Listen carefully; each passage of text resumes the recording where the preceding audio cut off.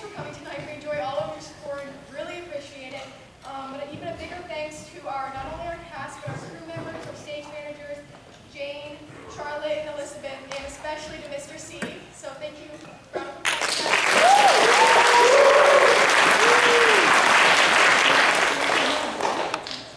So I think both of us have known all of these people for a while, and we've loved watching them grow and being able to work with this group. And this group definitely holds a special place in our heart, and it has been so amazing watching them work really hard, especially with our highs and our lows, but it came out really great, and we're just so proud to say that we directed the show, and I'll let Danny explain the actual show to you. Okay, Cyrus.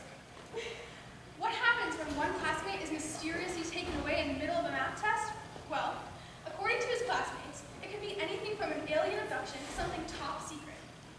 This play is interesting because every scene is from the perspective of a current classmate. So the way one person sees an event happen is completely different from the way another person sees the same event occur. So, in the whole rehearsal process, we applied so many of the concepts and ideas we were taught in class and combined them all to create this show that we hope will leave you all questioning how you perceive events differently from others and the way we share and spread stories. So with all that being said, we hope you enjoy Aftermath.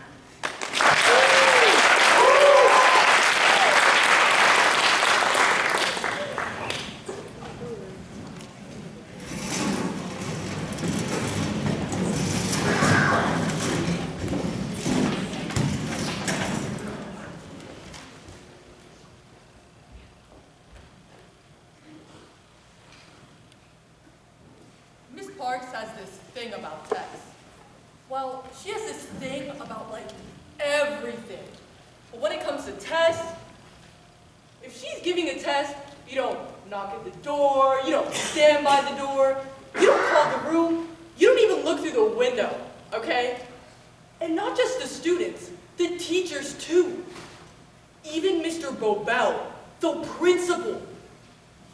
One time, he comes in during a quiz. Not even a test, a quiz on solving simple equations. You know, like x squared equals 9 or 3 plus x equals 8. That's algebra. You should see how she looks at him. Her eyes get all narrow. I'm not crazy, so I know I'm not just seeing it. But I swear there's these flames shooting from her eyes. Boom! Or maybe it's lasers. Nah, I think it's flames though. Because if I didn't know any better, I'd say there's smoke coming from her ears. And Mr. Bobel starts to say something. Only nothing comes out. His jaw flaps once, then again in slow motion.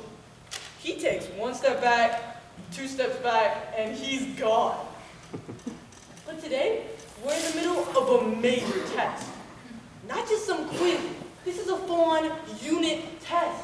Points, lines, slopes. We're graphing till we can't graph no more. Graph those lines in the air. Graph them like you just don't care. Anyway, this man in a dark gray suit walks in. And there's a woman also in a dark gray suit at the door. And I watch Mrs. Parks' eyes start to ignite. Only the man doesn't flinch, and her eyes, they sink back into her head. She's in retreat. The man says something to her real quiet like, and I watch as Mrs. Parks' eyes wash out and her face went blank. Emmett, she says, grab your books. So Emmett packs his book into his backpack and goes with the suits. The man inside and the woman at the door. Man, and when Emmett is gone and the suits are gone, it's back to your test, 10 minutes. But I don't believe her. Yeah, I believe we got 10 minutes left of class. I can see the clock. But I don't believe Miss Parks cares if we finish. And as she goes to pick up Emmett's test, her hands, I'm not crazy, so I know I'm not just seeing it. I swear her hands are shaking.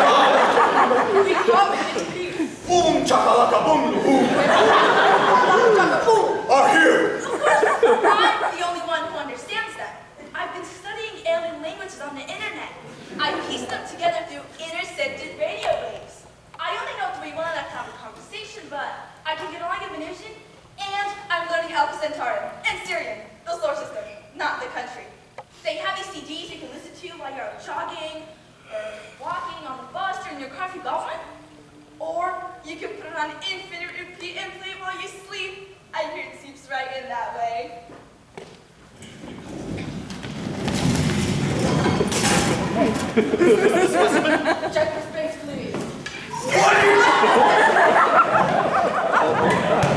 Space trees are a very serious problem on piddling with the system bomb. You start off with a flea the size of a yes, the size of a flea. Before you know it, the size of a flea. It's a work thing. He's clean. Space fleas, maybe. Of course, not in general. Dirty little human. He'll be fine once you remove his first few layers. What you what? Silence! You can't remove my first leg! I need my first help! Help! Emmett and the aliens, part 2. They've been here all along.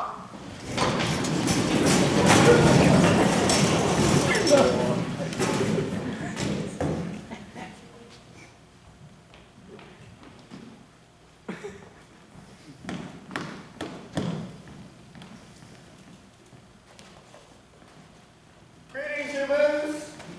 Do not be afraid. We come in peace. Oh, I can't say that. What are you doing here? Could you possibly embarrass me anymore? Son, I got the call. I'm in the middle of a math test. You call this math? This gurgle clergy. Forget about the math test. We're going home. Gurgle Plurgle is definitely a dialect from one of the Riker systems. I told you we should have had him homeschooled. And how many socialists? We'll talk about it on the ship. I don't want to go! Excuse Silence! We all like Earth. It's quaint, but he has his own office. Finally. No more sharing this nasty Grand Pond on burgles. Oh, the Urgle sound is so Rigel, but I don't know if they're for Rigel 3 or Rigel 9. I don't look it up, but Rigelians don't like sudden movements, especially when they clutter vacation plans, which I'm 98% sure is what we're seeing here. I might as well just rum-tum tugger from embarrassment. Rum-tum! Don't even say a thing like that. The occasional musical theater reference is dead and good, right? I mean, some people say that Andrew Lloyd Webber is just on an extended vacation from his home world. Hey, don't be such a crocky. I'll be a croaky if I want. Undone? My name is Emmett. Undone? What's your grandson's name? We'll talk about this on the ship. I have to be in first thing in the morning. Undone? Emmett! Everything was so much easier when you were a blurred toodle. Give me a new toy and ask for help with Spoonaduna. And you curl up on my lap and coo and purr like a glummy. A Chromie is like a large, furry hippo. Not a mommy! You're always my glummy. Mom! Humans are watching. It's fine. They don't understand a word of what we're saying. Not Alice. She's listening. Here's the thing. If 3 aliens from Rigel 3 are looking at you all together, like they're doing now, they're trying to figure out if you can understand them. But if 3 aliens from Rigel 9 are looking at you all together, they're trying to decide whether to eat you. It's a big difference. When in doubt, run. You stud, you. That little Earthling girl has the Oompa Loompas for you. Oompa Loompas? Dang, old dad. The Oompa Loompas is like so over. Sorry the old man isn't all snackety. And to me, she thought we were going to eat her. Well, it's a little off-putting. Honey, we should really bust a move if you want to make it to the ship on time. A long nap, and I know you're going to have a nap and purify the world. I didn't say I was going. Talk about this on the ship. I don't want to go. I'm gone. When your mother's mind is made up, there's no arguing with her. I'm good.